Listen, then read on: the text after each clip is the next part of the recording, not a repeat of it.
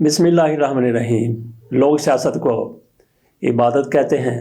آج پہلی عبادت انتخابی مہم جب سے شروع ہوئی ہے وہ ہمیں سرگودا میں نظر آئی۔ وہاں پہ تحریک انصاف اور مسلم لیگ نون کے کارکن، لیڈر، وکلا اس وقت آپس میں لڑ پڑے اور انہوں نے ایسے ہی ایک دوسرے کے ساتھ لڑائی کی جیسے جہاد کیا جاتا ہے۔ تو پھر یقینی طور پر یہ سیاست اور یہ جمہوریت عبادت تو ہو گئی۔ وہاں انہوں نے ایک دوسرے کو باطل سمجھ کر حملہ کیا، نشانہ بنایا۔ تو یہ اس انتخابی مہم کی پہلی لڑائی ہے، پہلا جھگڑا ہے، پہلی مارکا آرائی ہے حق و باطل کا۔ اس کو آپ مارکا سمجھ لیں۔ جس طرح سے وہاں پہ لڑا گیا، ایک دوسرے کو گالیاں دی گئی، مکے مارے گئے، تھپڑ مارے گئے، جو کچھ بھی ان سے ہو چکا۔ نہتے تھے، ان کے پاس ٹینک توپ اور بندوقیں نہیں تھیں، وہ ہوتی تو وہ بھی چلا دی جاتی۔ بہرحال یہ پاکستان کی سیاست ہے۔ یہاں پہ ہمیں یہ خواہش کرنی ہے، بلکہ دعا بھی کرنی ہے کہ آئندہ جو انتخابی مہم شروع ہونے والی ہے، جس میں تیزی آنے والی ہے، گرم ہونے والی ہے، اللہ تعالیٰ سب کو محفوظ رکھے اور کوئی ایسا ناخوشگوار واقعہ پیش نہ آئے جس میں کسی کی جان چلی جائے۔ ماضی میں ایسا ہوتا رہا ہے، خدا کرے کہ اس دفعہ ہم اس سے بچ جائیں۔ ادھر عمران خان سے جیل میں دستخط کروانے کے لیے جو شخص گیا تھا، کئی گھنٹے تک وہ جیل کے اندر ہی رہا۔ باہر یہ افواہیں پھیلنے لگیں کہ اس کو اندر سے غائب کر لیا گیا ہے۔ بہرحال وہ دستخط کروا کے واپس آ گیا۔ عمران خان کے کاغذات نامزدگی جمع ہونے ہیں، اس کے بعد دیکھتے ہیں کہ تحریک انصاف کو بلے کا نشان ملتا ہے یا نہیں ملتا۔ اگر تو انتخابات واقعی 8 فروری کو ہونے جا رہے ہیں تو پھر تو سوال ہی پیدا نہیں ہوتا کہ تحریک انصاف کو بلے کا نشان مل جائے یا کوئی بھی نشان مل جائے۔ تحریک انصاف کو نہ صرف یہ کہ بلے کا نشان نہیں ملے گا، بلکہ کوئی بھی نشان نہیں ملے گا۔ تحریک انصاف کے امیدواروں کو آزاد امیدوار کے طور پہ انتخاب لڑنا پڑے گا، بشرطے کہ انتخابات 8 فروری کو ہو رہے ہیں۔ اگر انتخابات 8 فروری کو نہیں ہو رہے، جس کا الیکشن کمیشن کو پوری طرح سے علم ہے، اس نے فیصلہ محفوظ کیا ہے، اگر انتخابات نہیں ہو رہے تو پھر عمران خان کو، تحریک انصاف کو بلہ تو نہیں، کوئی اور نشان مل جائے گا۔ بلے کا نشان ملنے کا تو سوال ہی پیدا نہیں ہوتا۔ اگر بلے کا نشان تحریک انصاف کو مل جاتا ہے تو پھر یوں سمجھ لیا جائے کہ قیامت کی یہ بھی ایک نشانی ہے۔ موجودہ حالات ہوں، عمران خان ہوں اور یہی الیکشن کمیشن ہو، چیف الیکشن کمیشنر صاحب بھی یہی ہوں، اور بلے کا نشان عمران خان کو، تحریک انصاف کو مل جائے تو پھر جیسا کہ کہا قیامت کی نشانی ہے۔ باقی کاغذات نامزدگی جمع کروانے کی تاریخ میں 3 دن کی توسیع ہو رہی ہے۔ یہ یقینی توسیع ہے۔ سب سے پہلے اس حوالے سے انیشیٹ کیا گیا تھا MQM کی طرف سے، اور اس کا ساتھ دیا تھا مولانا فضل الرحمان کی UIF نے۔ دونوں کی طرف سے کہا گیا تھا کہ انتخابات کے لیے کاغذات نامزدگی جمع کروانے کے لیے اس میں 3 دن کی توسیع کی جائے۔ سوال ہی پیدا نہیں ہوتا تھا کہ الیکشن کمیشن اس پر کسی قسم کا کوئی بھی ریلیف دیتا، کیونکہ یہ UIF کی طرف سے کہا گیا تھا اور MQM کی طرف سے کہا گیا تھا۔ باقی ان دونوں پارٹیوں کا تقریباً حجم ایک جیسا ہے۔ ان کو کیوں 3 دن زیادہ چاہیے تھے کاغذات جمع کروانے کے لیے؟ بہرحال ان کی طرف سے درخواست کی گئی جس کو الیکشن کمیشن نے نہیں ماننا تھا، لیکن اب 3 دن کی توسیع ہو رہی ہے۔ وہ کیوں ہو رہی ہے؟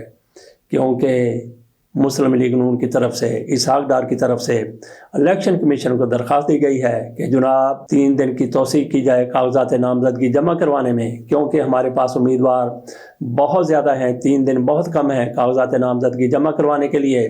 کاغذات نامزدگی جمع کروانے میں 3 دن کا اضافہ واقعی ہونا چاہیے تھا۔ اگر یہ تحریک انصاف درخواست لے کر جاتی تو پھر تو سوال ہی پیدا نہیں ہوتا تھا کہ تحریک انصاف کو الیکشن کمیشن کسی بھی قسم کا ریلیف دے دیتا۔ بہرحال اب چونکہ مسلم لیگ نون وہاں پہ چلی گئی ہے، اس کی طرف سے درخواست دے دی گئی ہے، تو یقینی طور پر 1 2 3 دن ان کو اضافی دے دیے جائیں گے۔ ادھر اسلام آباد ہائی کورٹ کی طرف سے مسلم لیگ نون کی انتخابی مہم کی بنیاد کو مسمار کر کے، تباہ کر کے، روند کے رکھ دیا گیا ہے۔ مسلم لیگ نون کی انتخابی مہم کی بنیاد کیا ہو سکتی تھی، وہ بالکل بنیاد ختم ہو گئی ہے، ڈھہ گئی ہے۔ آپ یوں سمجھ لیں کہ یہ بنیاد زمین بوس ہو گئی ہے۔ وہ کس طرح سے؟ مسلم لیگ نون کا وتیرہ یہی رہا ہے، آج سے نہیں بلکہ جب سے مسلم لیگ نون معرض وجود میں آئی ہے، 1990 سے لے کے آج تک مسلم لیگ نون کی طرف سے اپنے مخالفین کی کردار کشی کی جاتی ہے۔ 90 کی دہائی میں آپ نے دیکھا، ہم نے دیکھا کہ کس طرح سے بے نظیر بھٹو کی ننگی تصاویر، نصرت بھٹو کی ننگی تصاویر جہازوں کے ذریعے، اور وہ بھی جعلی جہازوں کے ذریعے گرائی گئی تھیں۔ اسی طرح سے بعد میں بھی مسلم لیگ نون کی طرف سے اپنے مخالفین کی آج تک کردار کشی کی جا رہی ہے۔ آج چونکہ زمانہ بدل چکا ہے، اب مسلم لیگ نون کی ساری مہم کا دار و مدار ہوتا ہے گندی، گھٹیا، جھوٹی، جعلی آڈیوز اور ویڈیوز پر۔ اسلام آباد ہائی کورٹ کی طرف سے بابر ستار کی طرف سے واضح طور پر پیمرا کو کہہ دیا گیا ہے، اور پیمرا نے بھی یہ عہد کیا ہے کہ کوئی بھی ایسی فیک، کوئی بھی ایسی خفیہ ویڈیو کسی چینل پر نہیں چلائی جائے گی، نہ آڈیو نہ ویڈیو۔ مسلم لیگ نون کی طرف سے عمران خان کے خلاف اور جو بھی ان کے دیگر مخالفین ہیں، ہو سکتا ہے کہ کل پیپلز پارٹی بھی اس کے مخالفین میں شامل ہو جائے، یا جو بھی جماعتیں ہیں، خصوصی طور پر تحریک انصاف، عمران خان، بشرا بی بی، فرح گوگی اور اس طرح کی دیگر خواتین، ان کے حوالے سے انہوں نے آڈیو بنانی تھی، ویڈیو بنانی تھی، بنا کر جعلی، جھوٹی، گھٹیا قسم کی، فحش قسم کی وہ چلا کے لوگوں کے دلوں میں عمران خان، تحریک انصاف، خواتین کے بارے میں نفرت پیدا کرنی تھی۔ اب چونکہ بابر ستار کی طرف سے یہ آرڈر کیا گیا ہے، پیمرا کی طرف سے یقین دہانی کروائی گئی ہے کہ کوئی بھی ایسی audio, video T V channel پر نہیں چلے گی، باقی سوشل میڈیا پر چلے گی، اس کا اتنا زیادہ فرق اور اثر نہیں پڑے گا، کیونکہ جب ٹی وی پر ایسی کوئی آڈیو ویڈیو چلتی ہے تو فوری طور پر لفافے اپنے بلوں سے، اپنے گھرنوں سے نکل آتے ہیں، پروگرام کرتے ہیں، اینکر آ جاتے ہیں، سپورٹر آ جاتے ہیں، سارے لمبے لمبے جھوٹ پر مبنی جھوٹے پروگرام کرتے ہیں۔ جب ٹی وی چینل پر اس کی اجازت ہی نہیں ہوگی تو پھر کس طرح سے یہ پروگرام کر سکیں گے؟ تو یوں سمجھ لیجئے کہ مسلم لیگ نون کی انتخابی مہم کا بنیاد کا بیڑا غرق ہو چکا ہے۔ تھوڑی سی بات کر لیتے ہیں جسٹس اطہر من اللہ کی، اور اس کے ساتھ ساتھ سابق چیف جسٹس پاکستان آصف سعید خان کھوسہ کی۔ ایک ہی کیس ہے، ذوالفقار علی بھٹو کی پھانسی کا کیس۔ ایک جج اس کیس کو لے کر بڑے فخر سے سر اٹھا کے بات کر سکتا ہے، لیکن دوسرا کف افسوس ملتا رہ جاتا ہے، وہ بڑی شرمندگی محسوس کرتا ہے۔ فخر کون جج کر رہا ہے اور شرمندگی کون محسوس کر رہا ہے؟ اطہر من اللہ۔